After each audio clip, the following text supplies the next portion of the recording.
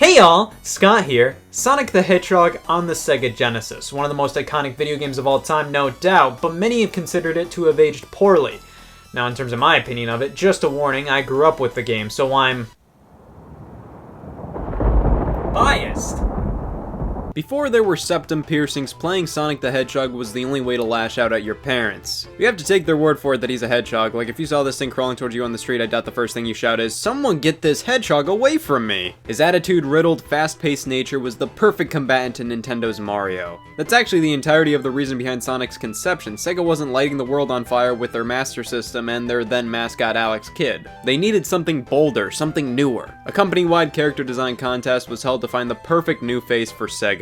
A few designs were thrown around, such as a rabbit and a Teddy Roosevelt-looking guy who eventually became the series' antagonist. It was finally settled on a hedgehog designed by Naoto Oshima. Due to the gameplay concept of the main character rolling into a ball to gain speed from programmer Yuji Naka, the hedgehog design was chosen, with many other design aspects coming from other inspirations. Shoes from Michael Jackson and Santa Claus, an attitude like Bill Clinton's, his color coming from the Sega logo. This character was shaping up to become the mascot Sega always dreamed of. The original name was Mr. Needlemouse, but then they thought, wow, we actually want to sell this game, and decided upon Sonic. A few ideas were scrapped before release, such as a real-life human girlfriend for Sonic and having him be a part of a rock band.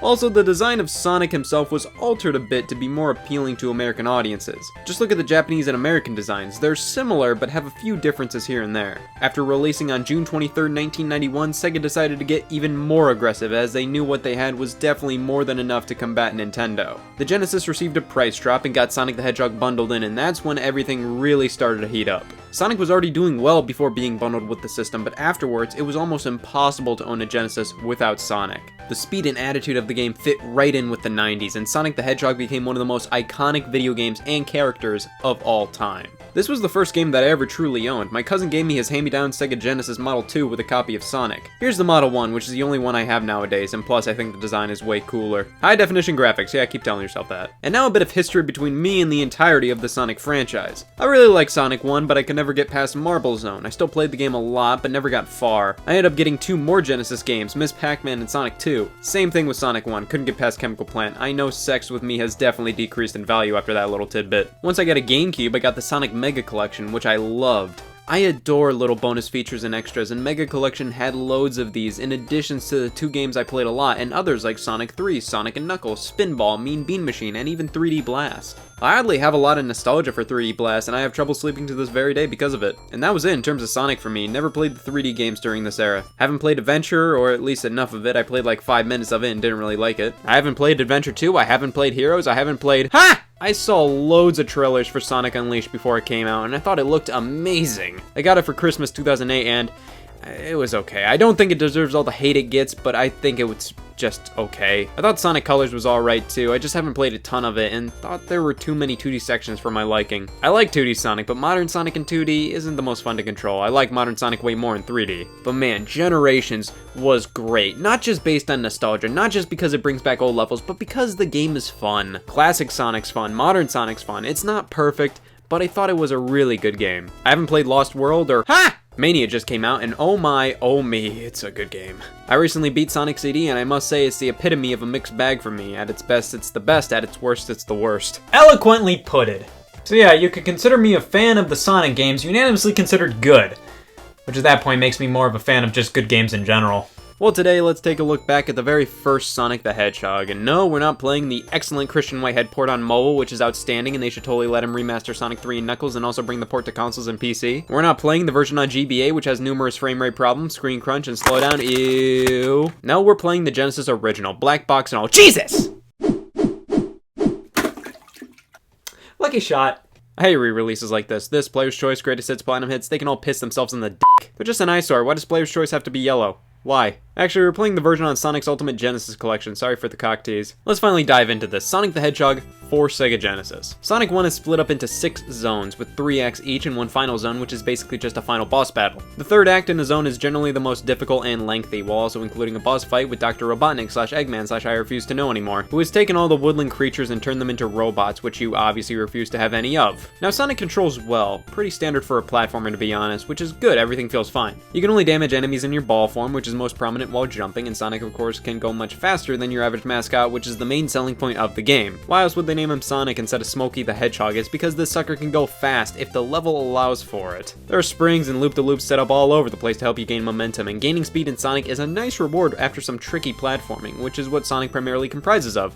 Platforming. When you get down to it, Sonic is a pretty standard platformer with a few level design choices to help you go fast in certain instances. There isn't much in terms of power-ups in the game. You have a shield and invincibility, which do their job. Rings are your life bar. If you get hit with rings, you lose them all and have to nab them back to stay afloat. Get hit without rings and get that darn morgue ready. The overall idea of Sonic's game design, I like the ring system. I like using speed as a reward after platforming. However, the game doesn't really do as much with the design as I'd want it to. It really feels lopsided sometimes. Like, some zones, there's barely any speed at all, which makes certain acts drag. Alas, this issue was definitely addressed in later Sonic games, but overall, Sonic 1 feels much more like an everyday standard platformer than a Sonic game, at least in comparison to the later entries. The game of course starts off with Green Hill Zone, one of the most famous levels in all of gaming. And let me tell you, this is everything a fun Sonic level should be. There's loads of areas to gain speed, but just holding right isn't going to net you a win. You have to still do tons of platforming to succeed, and being skilled enough at the level allows you to either beat it in record time, get to areas with hitting goodies with ease, or even both. The colors are so vibrant, the music is outstanding. Now this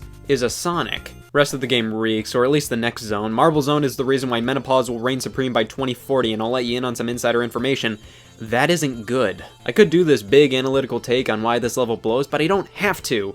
It's just bad. I don't think anybody likes this level, it's awful. Now, I don't believe all Sonic levels need to be fast all the time. Au contraire, if Sonic was always fast, that would make the speed section so much less satisfying. But this is just boring. This level is way too drawn out, the same things over and over again. Waiting on this block, going across the lava slowly, waiting for this spike chandelier platform to come down. It's just not fun. Marble Zone is not fun. I'd probably give it some slack if there were some sections to go fast, but no, it's just boring, long, and tedious. Spring Yard Zone is up next, and it's a competent Sonic level with loads of springs to gain momentum and roll all over the place. Labyrinth Zone is up next, and welcome back, negativity, it's been too long. This is just boring. This zone didn't really feel like much of a labyrinth. Like, the only part I remember being remotely maze-like was in Act 3, where a sequence was continually repeated until you went down the right path. And even then, there were only a few paths you could take, so no biggie. This zone really isn't known for being a maze. No, it's a water level. And man, I hate the underwater sections in Sonic 1. Major slowdown happens when you get hit by an enemy, and it's just annoying. And yeah, underwater sections blow in most games, but at least in other games you can swim by continually pressing jump. In Sonic, it's just a much slower version of the game where you die in like 4 seconds if you don't get to air. Starlight Zone is next, and it's a solid way to wash out the aftertaste of Labyrinth Zone. It's a relatively subdued level. It's actually a bit relaxing, a bit basic for a zone, but solid enough. Scrap Brain Zone is the final full zone in the game, and it definitely feels like it. Listen, I don't have much to say about this zone because it's all on Act 3. This is Labyrinth Zone's revenge. Remember when I said the original zone didn't feel like much of a maze? Don't worry, it was warming up for this sucker. This act blows. The majority of it's underwater, and there are just not enough air bubbles to keep you alive. The only way I could beat this act is the shortcut at the very beginning of the stage. Slipping underneath the platform brings you to a much quicker route. And then Final Zone. After being awarded most zone name, the zone carries forth one of the easiest final bosses from this generation of games. The boss fights in this game are always relatively pretty easy and underwhelming. Except Starlight Zone's boss, I thought that one was really clever and fun. It used the seesaw mechanic used earlier in the zone, and I just like this one a lot. If you collect 50 rings and keep them till the end of either Acts 1 or 2 in each zone, you can hop into the big ring at the end for a chance to nab a Chaos Emerald in the special stages. Starting in Sonic 2, if you get 7 Chaos Emeralds, you gain the ability to transform into Super Sonic, a solid reward, but in Sonic 1, getting the only 6 Chaos Emeralds get you the best possible ending, which is barely any different from the bad one. It's weird because the back of the box clearly states, it's Super Sonic. I'm not a fan of these special stages. It never really feels like I'm in full control. The stage rotates all around and you can only fully jump and move around on solid terrain. I can easily get the first Chaos Emerald, but on this playthrough I gave up after the second attempt.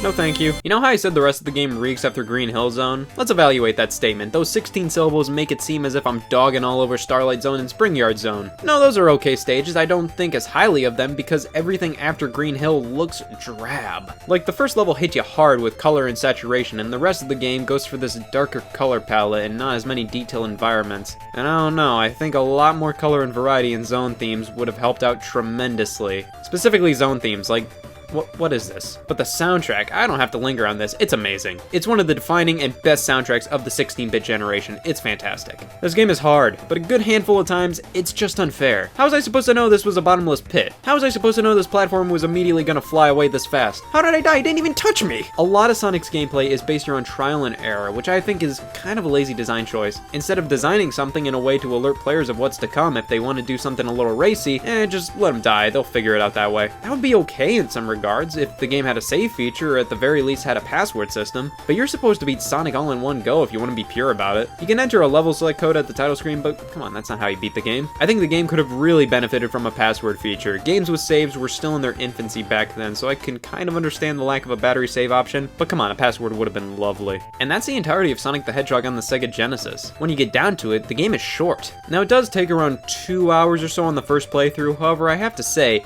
with only 6 full zones and 3 levels each and 1 final boss fight, Sonic feels a bit light for a 16-bit game. Of course, the SNES hadn't come out yet, so this game was more so competing with 8-bit platformers. And when you take that into consideration, yeah, this game blew the majority of those things out of the water comparing them side by side. But I think it definitely comes up short in comparison to a lot of Nintendo's offerings on the SNES or even NES at the time, and of course later Sonic games. Like Sonic 2 improves on everything this game did. I feel like Sonic owes a good amount of his success to Green Hill Zone. I know people are getting sick of this level nowadays, but it is literally the perfect Sonic level. Good amounts of speed, good amounts of platforming, just the right length. It does everything it's supposed to. If Green Hill Zone wasn't in the original Sonic game or wasn't the first level, I don't think he'd be as popular as he was. Sonic 1 is a decent romp that's fun to pop in from time to time, but it is nowhere near as fun or designed as well as later entries on the Genesis. It's really difficult to pinpoint my wholehearted opinion on the game. It isn't a bad game, but it definitely needs some time to think about what it's done. How about this? A great blueprint for the franchise.